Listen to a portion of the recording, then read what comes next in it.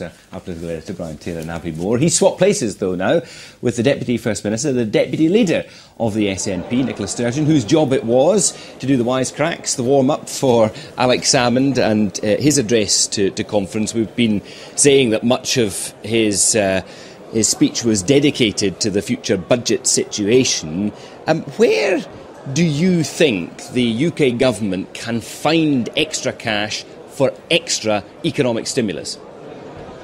Well, Alex Salmond set out today the things that we think the UK government, whether that's a Tory or a Labour UK government after the election, should cut. I don't think there is any defence whatsoever for spending £100 billion on Trident nuclear weapons. For example, we think the remnants of the ID card system should be scrapped, freeing up resources in the process, because politics is about choices, and we've set out very clearly the choices we would make. We want to see investment in our frontline services and in economic recovery, not in things that we don't need and don't want. Well, that's understood, but he was also talking about further stimulus now, long before any of these cuts would help free up cash. So where should Alistair Darling get the money right now for more cuts other than from borrowing more?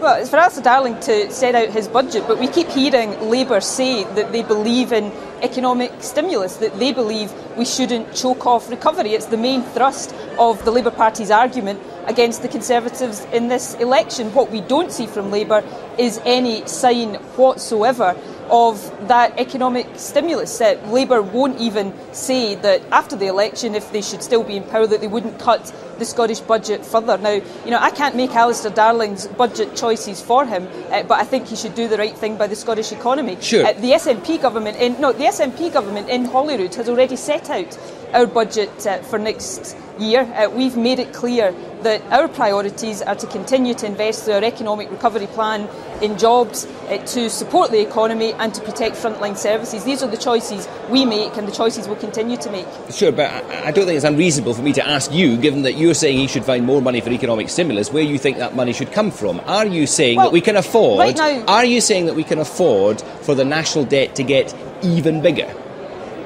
Well, right now the UK government is investing money on the apparatus around ID cards, for example. It's spending money on preparing for a new generation of Trident nuclear submarines. Now, these are all things that we say the UK government should call a halt to right now in order to free up resources for economic stimulus and also be in a position to start to bring the national debt that's risen so dramatically under the stewardship of Labour down. Should the Chancellor, Nicola Sturgeon... Sorry to interrupt, but should the Chancellor consider raising more through taxes, perhaps directed towards the better off?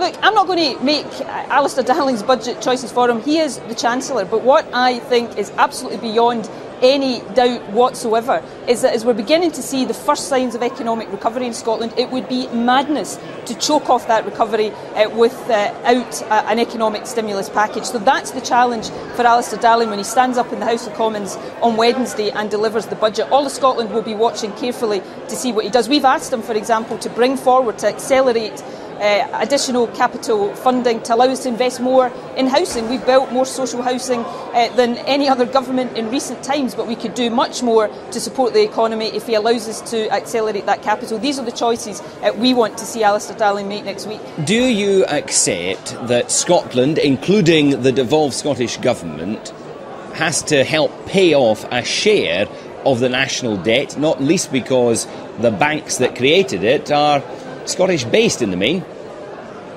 Well, Glenn, as you well know, as a close observer of the Scottish political scene, our budget for the next financial year has already been cut by £500 million. And as Scotland's government, we've had to already deal with the cut imposed on us by the London Labour government. So we're already paying a price for Labour's recession. And the Scottish Government will continue to manage our budget in a way that protects services and allows us to protect the economy. So that's what we have done. Alex Salmond said in his speech, we can't promise that there will be no spending reductions in Scotland. The future of the economy continues to be precarious, and clearly we have the debt run up by the Labour government. but it would be absolutely wrong to choke off recovery just as it's starting, and that's the central premise that Alex Salmond was arguing today. But if we are talking about cuts of 10, maybe 15% in the devolved Scottish budget over the next 3 to 4 years, and you're saying that your unique position is that you would reduce the extent of those cuts, by how much? Well, we're saying that now is the wrong time to be cutting Scotland's budget. It's not only the SNP that are saying this, Glenn. COSLA has said that further cuts to the Scottish budget for the next financial year would be catastrophic. That's COSLA, with many Labour politicians represented there. So there's a clear consensus that is the case. The SNP government has a responsibility to balance our budget. We require to do that. We've done it for the next year and we will continue to do that. But I think there is an overwhelming consensus that wants to see economic recovery fostered and encouraged, not choked off. It's what Labour in London say they want. It's how they differentiate themselves from the Tories. Okay. What we're saying is that we hear a lot about economic stimulus from Labour, but we don't see the evidence of it. But if you are the force that will protect Scotland and the devolved Scottish budget from the deepest of cuts, then it's not unreasonable to ask, what's your target? What is the lowest percentage reduction in the Scottish budget that you think you could reasonably secure over the next few years? Well, we don't know what the position will be after the last year of the Comprehensive Spending Review, which is 2010-11, the financial year that we are about to go into. That budget, the Scottish budget for that year, has already been cut by £500 million. These are cuts imposed on us by London that we have had to deal with as a government. Our position for the next financial year is that there should be no further cuts in the Scottish budget, and that's a position backed by COSLA, because it would be damaging to Scotland's economic recovery, and I think that's something that should go very loudly and clearly to Alistair Darling. Okay.